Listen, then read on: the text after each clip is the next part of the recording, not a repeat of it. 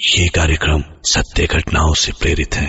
जिनके साथ ये घटनाएं घटी उसकी वास्तविकता उन्हीं तक सीमित है। भूत प्रेतों और असामान्य विषयों के होने पर चैनल कोई दावा नहीं करता और न ही प्रोत्साहन करता है। इंसान और जख्मों का बहुत पुराना नाता है, और जख्मों और निशानों का भी।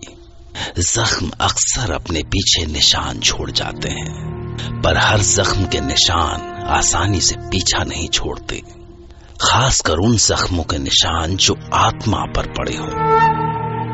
वो जख्म दरअसल कभी भरते ही नहीं, अंदर ही अंदर रिश्ते रहते हैं, पर जब उन जख्मों का हिसाब लेने रूहें आती हैं तो वो ऐसी कीमत वसूल करती हैं जो चुकाए न चुके।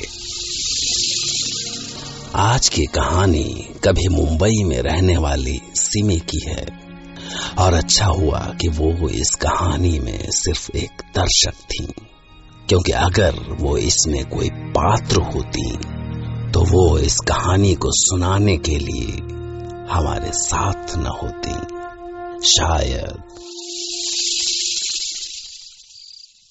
यही कोई 98 की गर्मियों का टाइम था।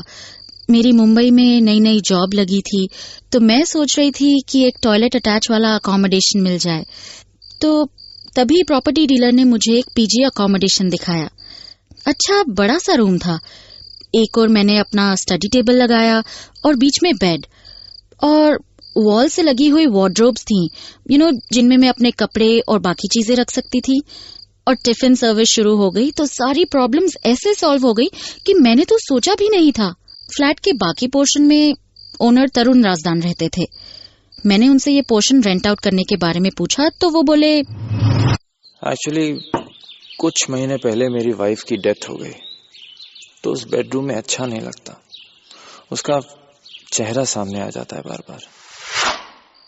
पुअर थिंग, बेचारे बड़े दुखी लग रहे थे अपनी वाइफ के लिए। खैर, मैंने बीच का वो डोर बंद कर दिया जो उनके पोर्शन से मेरे रूम को जोड़ता था, और मैं 1-2 दिन में ही अपने रूम में कंफर्टेबल हो गई। पर कुछ ही दिन बीते होंगे कि कभी कभी मुझे कुछ अजीब सा लगने लगा। लगा जैसे कोई मेरे आसपास हो, और मैंने तरुण जी से इस बारे में एक दिन कहा भी। मिस्टर राजदान, पता नहीं मुझे यहाँ कुछ अजीब सा लग रहा है। Something haunting, Are you joking? नहीं, शायद आप सोचती ज्यादा होंगी इसलिए। उन्होंने तो बात हंसी में ही उड़ा दी, पर एक रात अचानक किसी आवाज से मेरी नींद खुली तो ऐसा लगा जैसे बाथरूम से कुछ आवाज आ रही है। नल खुला था। ये नल अपने आप कैसे खुल गया? मैं तो सब बंद करके ठीक से चेक करके सोई थी। खैर, मैंने सोचा हो गया होगा, पर अगली रात मैं फिल्म देख के देर से लौटी तो वार्डरोब अचानक खुला और कुछ पलों में बाथरूम का डोर बंद हो गया और मैं भाग गई, बीच के डोर को पीटने लगी। Tarun ji, please open the door. I need your help. Tarun ji please.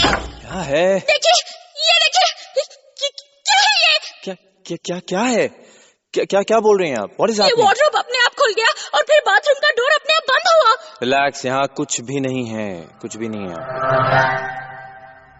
मैं बुरी तरह डर गई थी।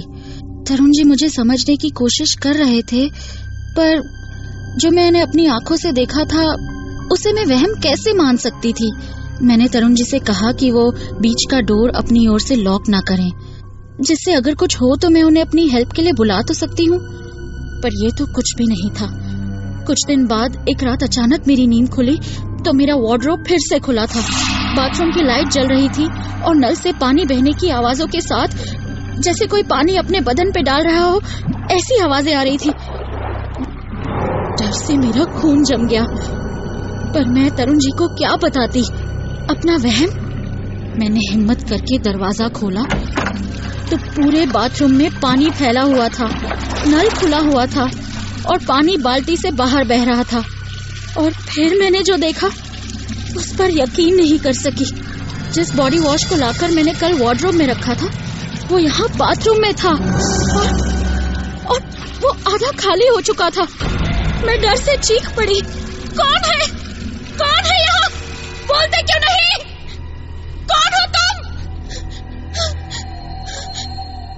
तभी अचानक पानी का मग गिरा अपने आप।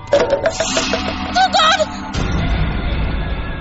कुछ समझ नहीं आ रहा था कि यहाँ हो क्या रहा है, और मैं भाग के वापस अपने बेड पे आ गई। एसी चल रहा था, फिर भी मेरे बदन से पसीना ऐसे टपक रहा था कि मैं पत्ते की तरह कांप रही थी। मैं अपना बैग पैक करने लगी, बिना सोचे कि इस आधी रात में मैं जाऊंगी कहाँ। और तभी मुझे किसी के रोने की आवाज सुनाई दी। जैसे बाथरूम में कोई सुबक रहा हो।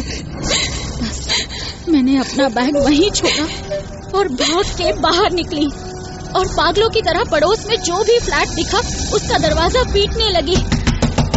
खोलो, please open the door, for God's sake, please open the door, somebody please help. और डोर खुला तो I saw a young guy. वो भजक्का सा मुझे देख रहा था। क्या हुआ? एक मिनट, कौन है आप? आप बताइए एक मिनट की ऐसी आधी रात को आप यहाँ क्या कर रहे हो? बताऊंगी, सब बताऊंगी, पर मुझे अंदर आने दीजिए please, I beg of you please. Okay, एक मिनट, आराम से आप अंदर आ जाइए please. Come on please sit down. ये लीजिए आप पानी ले लीजिए आप। अब बताइए क्या हुआ? मैं इसी फ्लोर पे रहती हूँ, 904 में। वहाँ तो वो तरुण राजदान रहता है ना? मैं उनकी पेइंग गेस्ट हूँ। What? क्या हुआ? नहीं, कुछ नहीं। देखिए,